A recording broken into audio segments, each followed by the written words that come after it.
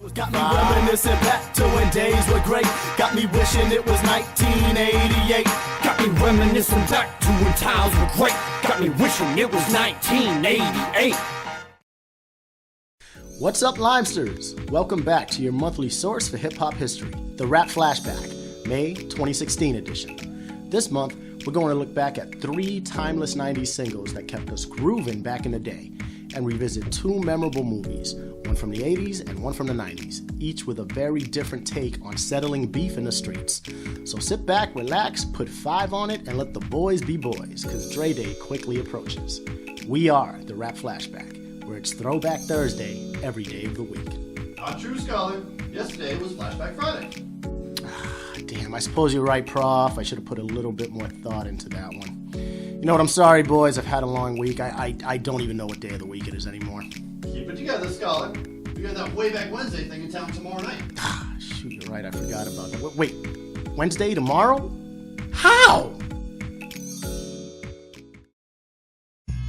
The high-energy smash hit Slam by Onyx was released on May 11th, 1993.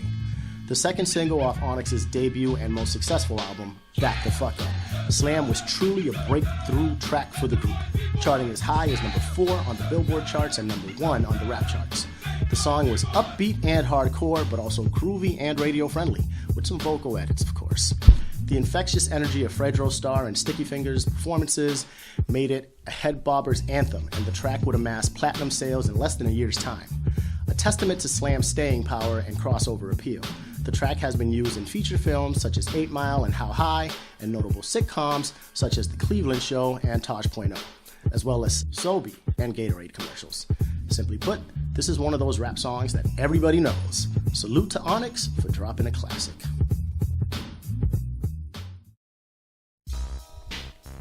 Fuck with Dre Day and Everybody's Celebrating, or better known to most by its censored name, Dre Day, was released on May 20th, 1993.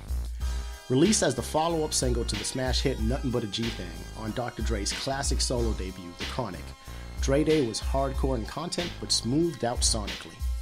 It was Dr. Dre's first official attack on Eazy-E after his tumultuous split from NWA, marking the effective end of the group. As funky and hard-hitting as the track was, it's hard to listen to it and not think about the video, where Eazy-E, comically parodied as Sleazy E, is portrayed selling out to NWA manager Jerry Heller's character, and after much angst, gets his comeuppance at the hands of Dre, of course. Interestingly, the guy who parodied Jerry Heller was Interscope exec Steve Burtman, the same Steve from all the Eminem and D12 skits. Eazy and Jerry weren't the only ones dissed, however, as New York MC Tim Dog, who drew the ire of the West Coast in general for his track Fuck Compton, and 2 Live Crew's Luke were also left to feel the wrath of Dre and Snoop's lyrics. Dre Day was certainly a hit, peaking at number 8 on the Billboard charts on its way to gold certification, and one of the many tracks on The Chronic that helped establish Dre's dominance in the early to mid-90s.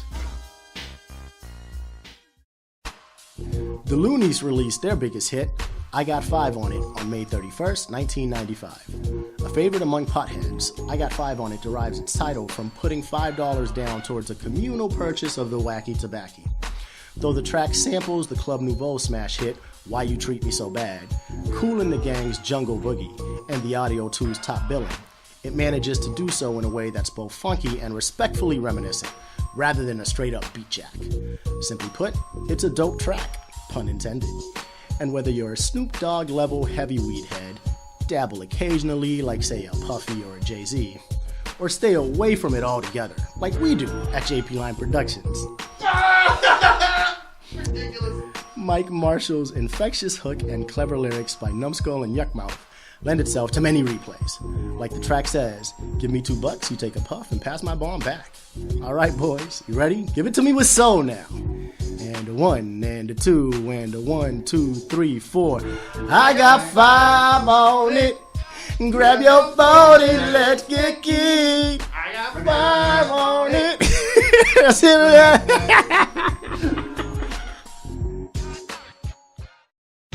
Next up, some choice albums from Rap's timeline, all May releases. Kicking us off, one of my favorite 80s groups, the Fat Boys, with their self-titled debut, featuring the classics Jailhouse Rap and Stick 'Em. May 29th, 1984. Brrr, stick 'em! Ha ha ha, stick 'em! Brrr, stick 'em! Ha ha ha, stick 'em! Sorry, boys, I couldn't resist. Boogie Down Productions released their second album, By All Means Necessary, featuring my all-time favorite BDP track, My Philosophy, on May 31st, 1988. Special Ed's debut, Youngest in Charge, May 8th, 1989. Ice Cube's solo debut, The Politically Charged America's Most Wanted, May 16th, 1990. De La Soul's second album, De La Soul is Dead, May 13th, 1991. NWA's second and final album, Iful for Zaggin, which sounds a little bit different if you pronounce it backwards, May 28th, 1991. Gangstar's third album, entitled Daily Operation, May 5th, 1992. West Coast standout, Spice One's self-titled debut, May 12th, 1992. Out to prove their reign as kings was far from over after a wildly successful run in the mid to late 80s, Run DMC released their sixth album, Down with the King, on May 4th, 1993. On the Outside Looking In, The 8 Ball and MJG, May 24th, 1994. Also on May 24th, 1994, J. Rule the Damager released his debut album, The Sun Rises in the East. Poverty's Paradise, Naughty by Nature's fourth album, featuring Feel Me Flow and Craziest, May 2nd, 1995. Kool Keith dropped his debut solo album, Dr. Octagonacologist, on May 6th, 1996. DMX released his debut album, It's Dark and Hell It's Hot, featuring Rough Riders Anthem and Get At Me Dog, May 19th, 1998. The Marshall Mathers LP, Eminem's second offering on Aftermath, and the record that propelled him to superstardom, May 23rd, 2000. And closing out the segment, Brother Ali's second album, Shadows of the Sun, May 2nd, 2003. Menace to Society, a Hughes Brothers film set in the mean streets of South Central Los Angeles, was released on May 26, 1993. Starring Tyron Turner as Kane, the movie's main character, Jada Pinkett as his girlfriend Ronnie, and Lorenz Tate as Kane's homeboy O-Dog, the movie followed in the footsteps of Boys in the Hood and New Jack City as far as telling stories of life in tough urban neighborhoods where drugs, liquor, and violence are prevalent. Samuel L. Jackson plays a memorably powerful role as Tat Lawson, Kane's father, and accomplished LA MC MC8 also has a role, playing one of the more notorious homies, AWACS. In fact, MC8's single off the Menace to Society soundtrack, Straight Up Menace, remains one of, if not the most memorable cut on the record, and certainly my favorite. Menace to Society's vivid portrayal of growing up in the streets, along with its gangster rap edge and, most importantly, powerful message, truly makes this film a hood classic in its own right, and to many, one with a strong cultural impact. Straight Up Menace. One of the first hip-hop films to hit the big screen was the breakdancing themed drama comedy Breakin', released on May 4th, 1984.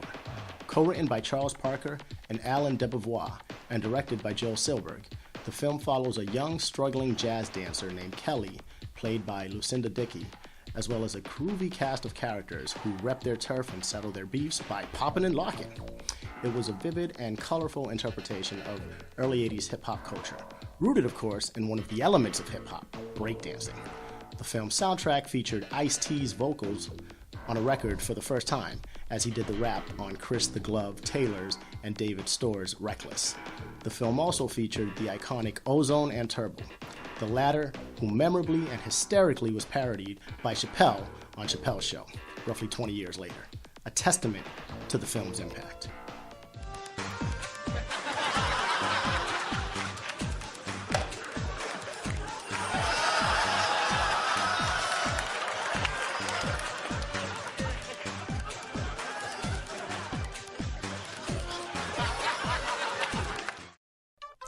And as always, we'll end with the hip-hop happy birthdays to the following Tauruses and Geminis. Mr. Nicki Minaj, Philly's own Meek Mill, May 5th. Third Base's MC Search, May 6th. Mobb Deep affiliate, Big Noid, May 7th. Tony Starks. No, Prof. Starks with an S. The hip-hop persona of... There you go, Ghostface Killer, May 9th. Mr. Busta Move himself, Young MC, May 10th. Also born on May 10th, Craig Mack of Flavor in Your Ear fame.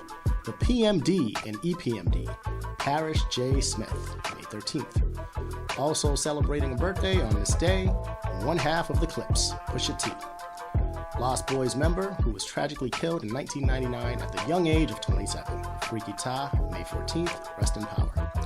The first rapper to call himself an MC, Furious 5 member Melly Mel, May 15th.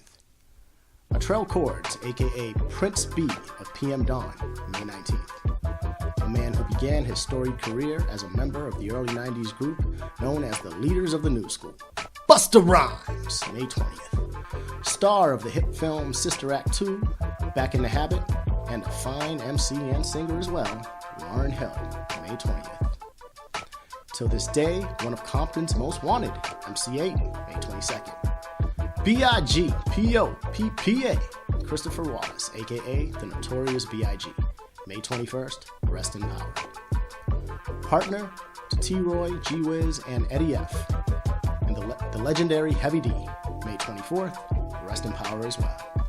The Dog Pounds, Daz Dillinger, May 25th. Loquacious lyricist and fashion phenomenon, Andre 3000, May 27th. He's lost plenty of fights, but his gun is undefeated, Jada Kiss, May 27th. Richard Simpson, better known by his MC name of Chub Rock, whose timeless hit Treat 'Em Right still finds its way onto my playlist, May 28th. The talented mind behind Lifestyles of the Poor and Dangerous and the posthumous Big Picture, Big L, May 30th. The DMC and Run DMC, Daryl McDaniels, May 31st. And finally, the Chicano rapper who brought us La Raza, Arturo Molina Jr., aka Kid Frost, May 31st. And that concludes this month's Rap Flashback. Be sure to tune in regularly at the YouTube link below, and to check out all our articles, music, podcasts, pics, and videos at jplineproductions.com. Your one-stop shop for original, funky, fresh content that's sure to keep you coming back for more. Whether hip-hop, pop culture, comics, movies, television, photography, poetry, or editorials are your game, we're pretty sure you'll find something you love, and positive you'll find something zany and memorable. You know what they say, everything's better with a twist of lime. Scarlett, you're the only one who says that. So far, Prof, so far. Give it time. If you build it, they will come. Give it time. And speaking of time, we're just about out of it for today. So be sure to join us next month for more knowledge, more shenanigans, and more of that true school hip-hop we all love so dearly. For my partners, Spaceman, and the ever-astute Professor, I am Scholar, rolling out. Lime on, and thanks for watching.